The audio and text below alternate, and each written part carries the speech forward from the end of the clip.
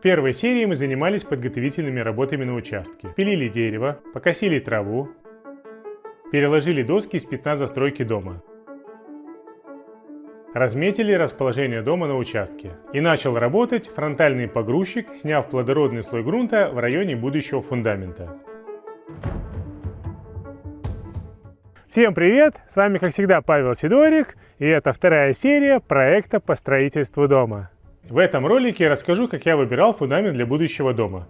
Расскажу, что нужно учесть и какие ошибки я допустил. А также покажу весь процесс строительства у себя на участке.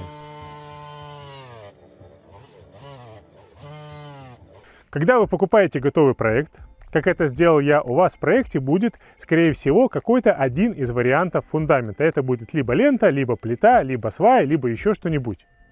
Этот вариант разрабатывался под какой-то конкретный участок.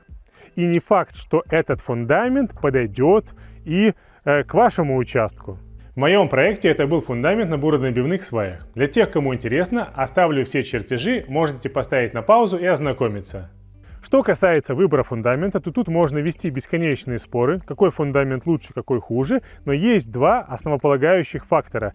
Первый фактор – это технический, то есть несущая способность грунта, наклон участка, уровень грунтовых вод, проект, ну и все, что с этим связано. И второй фактор – это экономический, будущая стоимость фундамента. Есть простой порядок действий для обычных людей, которые не обладают какими-то знаниями в конструировании и проектировании фундаментов. Первое, что нужно сделать, это вызвать геодезиста и определить границы своего участка. В Беларуси это стоит примерно 170 белорусских рублей. Зачем нужен геодезист, думаю, всем понятно, потому что заборы ваших соседей могут стоять не по правилам, и вы точно не будете знать реальные границы вашего участка. Если у вас участок такой же большой, как у меня 25 соток, то тут я особо не заморачивался, потому что у меня везде очень большой запас от соседей. Вернее, у меня соседи есть только с одной стороны, и везде я взял очень большой запас. Поэтому геодезиста я не вызывал. Но я считаю, что это была ошибка. Почему? Потому что геодезиста в любом случае нужно будет вызывать, когда мы будем возводить забор.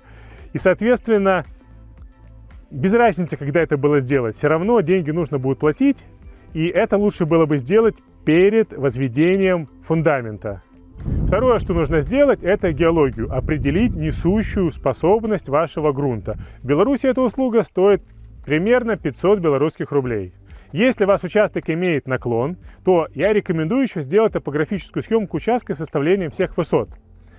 Я это не сделал по наивности, что зачем мне платить за эту услугу, тем более, что я могу взять лазерный уровень и там, допустим, пробить весь свой участок. На самом деле работать на солнце, на открытой улице с лазерным уровнем вообще неудобно, и это не то же самое, что мерить что-то в квартире, потому что здесь размер участка 2400 квадратных метров, и лазерный уровень для этих целей не совсем хорошо подходит. Тем более, что эта услуга в Беларуси стоит где-то примерно тоже 170 белорусских рублей. Собрав всю эту информацию, вы обращаетесь к любому конструктору, и конструктор на основе этой информации, геологии, проекта дома, наклона участка, уровня грунтовых вод, он разрабатывает конкретно фундамент под ваш проект. И, соответственно, конструктор выбирает самый дешевый вариант, который проходит на ваш участок. Если проходят сваи ТС, то, соответственно, делайте сваи ТС. Не надо лить ленту, которая получится в несколько раз дороже. В моем случае самый экономически выгодный вариант – это свайно-ростверковый фундамент по технологии ТС. Вот план свайного поля с ростверком без террас. Всего получилось 67 свай. Несущая способность одной сваи 8 тонн. Итого 67 свай выдерживают нагрузку 536 тонн. Мой дом весит где-то до 300 тонн. Перепад высоты в пятне застройки дома в районе 1 метра. Это еще одна причина, по которой я выбирал свайный фундамент. Работа начинается с выставления обноски фундамента и разметки свайного поля. Для выставления обноски был куплен брус 50 на 50 мм.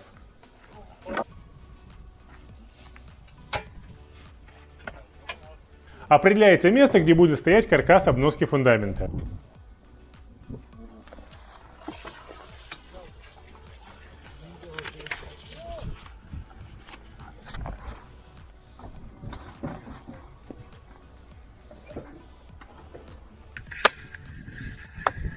Затем брус загоняется в землю. Находим нулевую точку, на которую будем ориентироваться при выставлении обноски.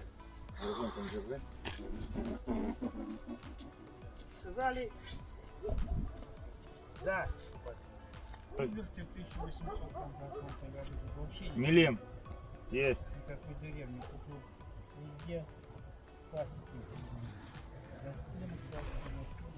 После того, как определились по высоте, накручиваются необходимые бруски.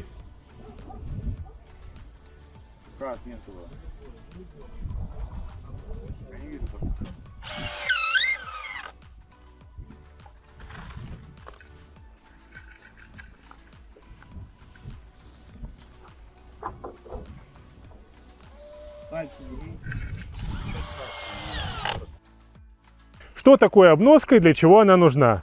Это деревянная конструкция в форме буквы «П». Между двумя параллельными стойками натягивается шнурка для разметки осей фундамента.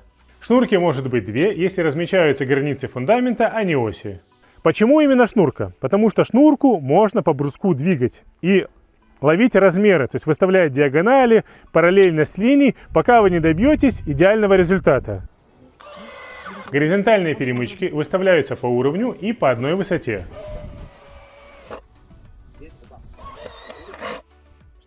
На другой стороне дома на участке уклон и, соответственно, перемычка выше.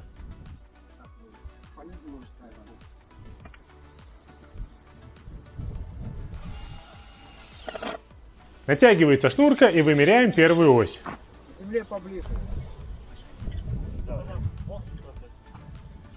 Столбу давай лучше. До сетки держать? Нет, не до сетки, чуть-чуть отступи его на ширину столба. С другой стороны выставляется обноска на параллельную ось.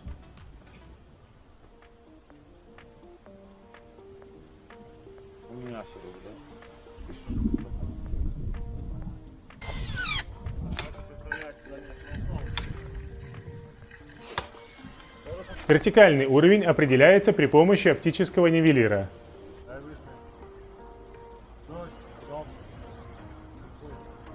Натягивается параллельная шнурка. И дальше меряется расстояние, чтобы обе шнурки были строго параллельны друг другу. Внизу склона обноска оказалась настолько высокой, что ее пришлось укрепить.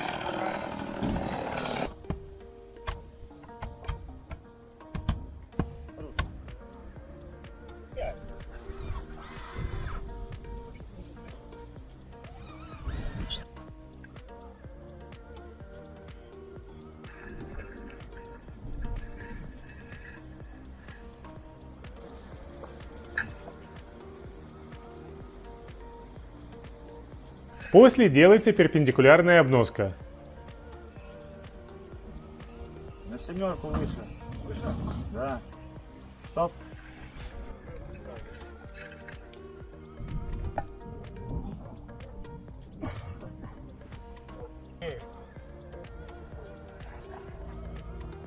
Шнурки меряются по диагонали, проверяется параллельность, и после этого уже можно приступать к разметке будущих свай. У нас цепочка вот стоит, видишь, от нулевого столба. Нитки на 15 сантиметров, учитывая, что ширина росторка 30 сантиметров. На 15 сантиметров, все вовнутрь. Получаем контур столбов, осей. И на осях начинаем отмечать столбы. Вот мы начали, но как бы забыли, что... Надо было нитки скинуть на середину. Сейчас мы скинем. Будущие сваи отмечаются маркером на шнурке по размерам проекта.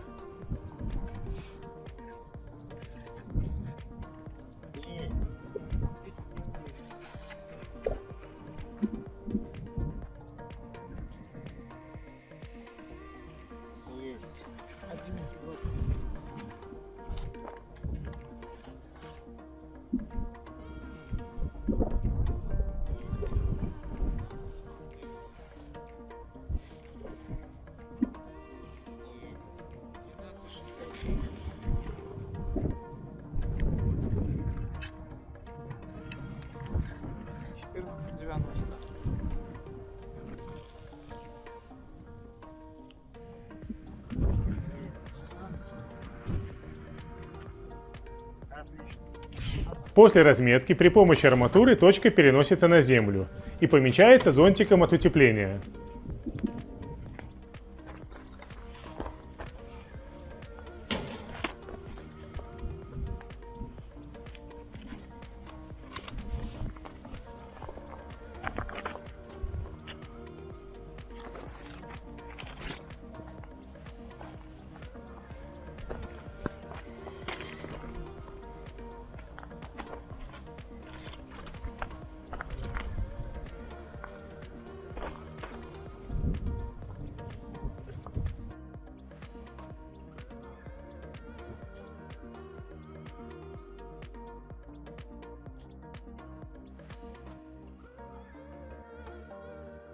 Как только с разметкой закончили, приступаем к губрению.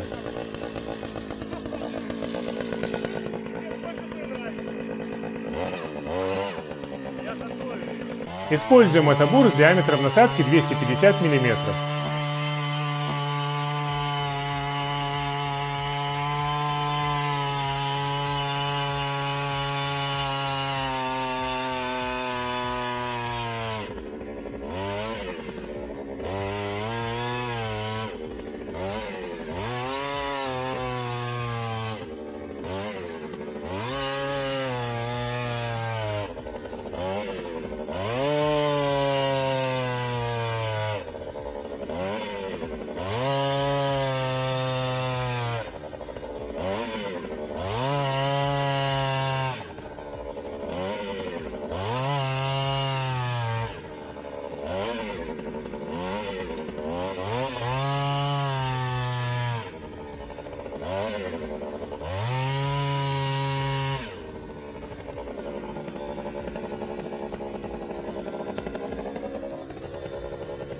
Отверстие под сваем делаем на глубину 1,30 м. Плюс еще сваи будут засыпаться сверху ПГСом от 20 до 80 сантиметров.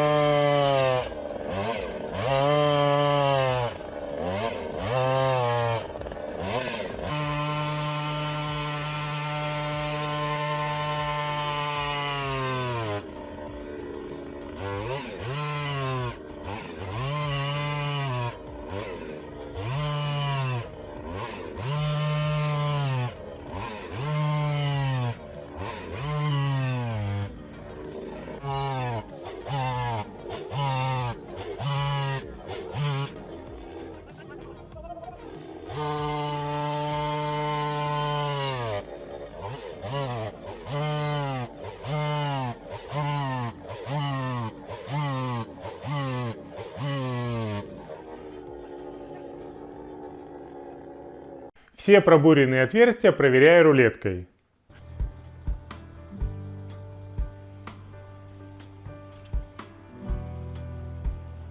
В первый день, вернее даже в половину рабочего дня, потому что работа началась после обеда, была сделана обноска, выполнена вся разметка свай и пробурено 10 отверстий под сваи.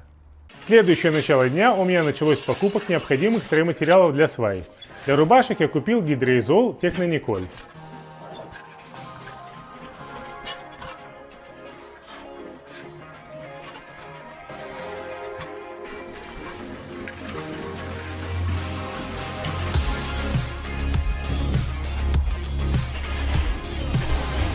Дальнее расстояние от участка очень быстро научило меня все учитывать и покупать по заранее заготовленному списку. А самое главное – брать необходимый инструмент.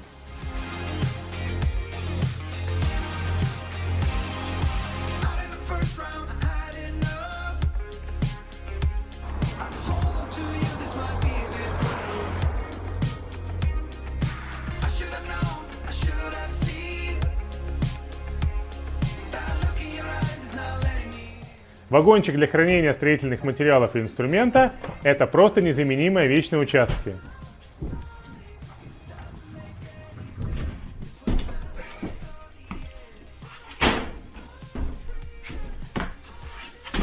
Также я заказал и с утра принял 4 машины с ПГСом. Заказывал состав S12. Он очень хорошо трамбуется, ПГС нужен для засыпки свай.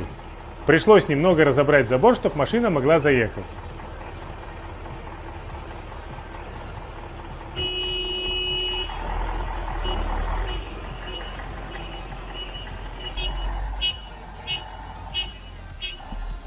Стоп, все.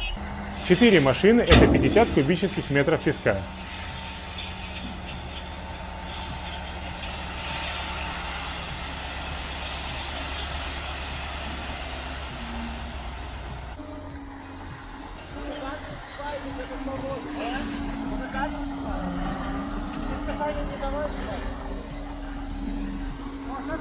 Сюда.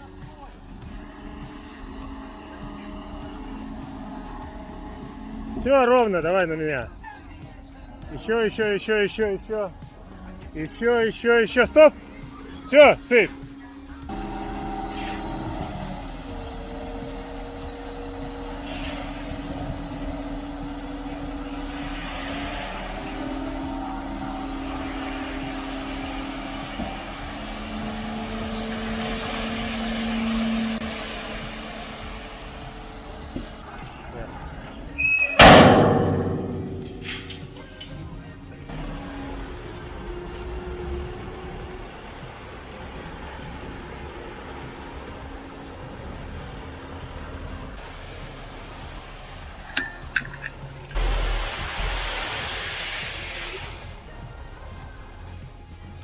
Забор – это самое последнее, что нужно делать во время строительства дома, так как он мешает технике. У меня, конечно, это не забор, а подобие забора, даже это пришлось разобрать.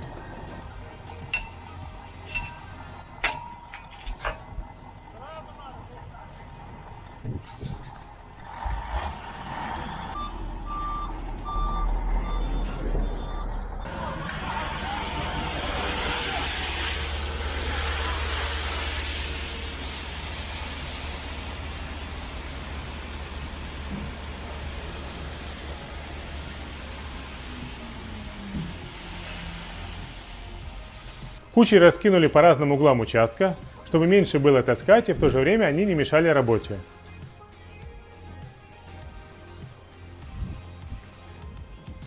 Также была заказана арматура на сваи и будущий ростер.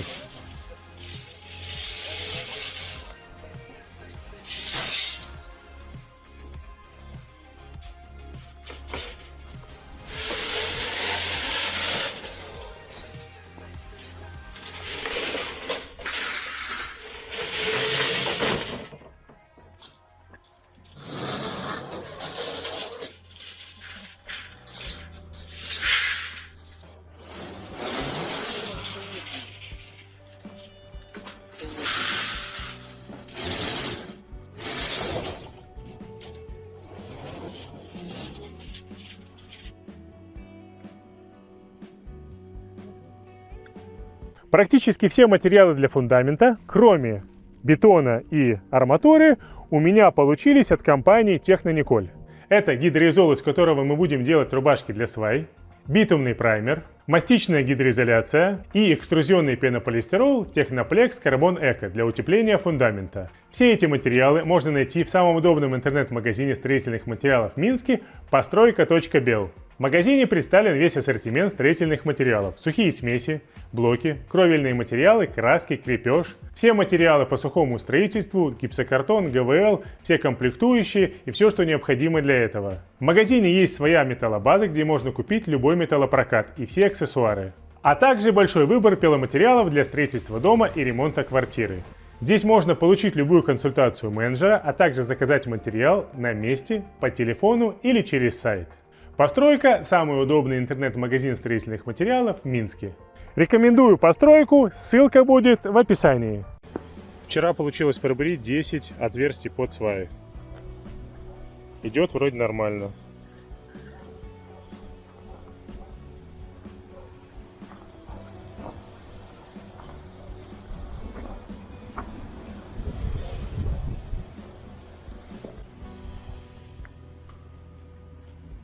Сегодня продолжаем бурение. Еще нужно пробурить 57 свай.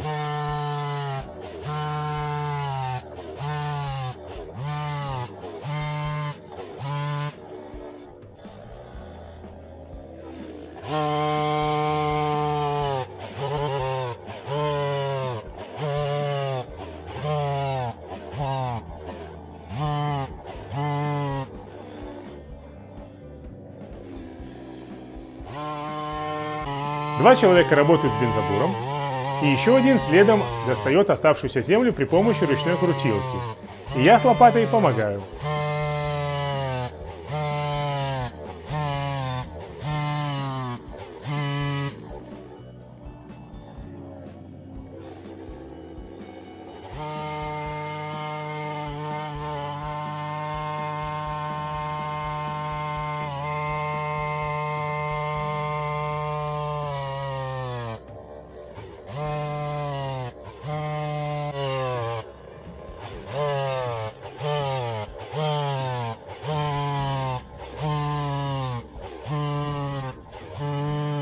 На самом деле с бензобуром не так легко работать, как кажется, уходит много сил.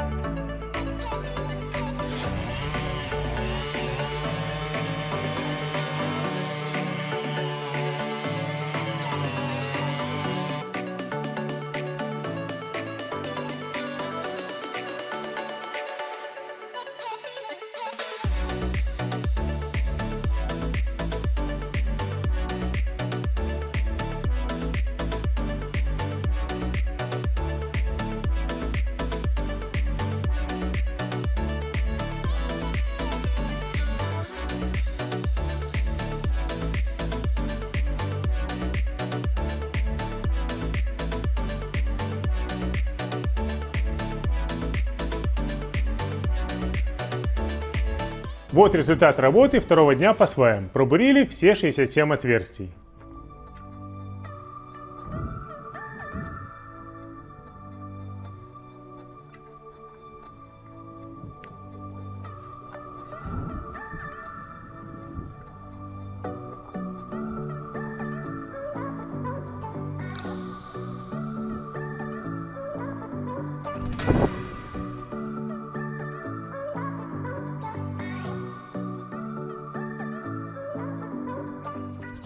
Цены на материалы и работу. Сразу хочу сказать, что эти работы производились осенью 2021 года.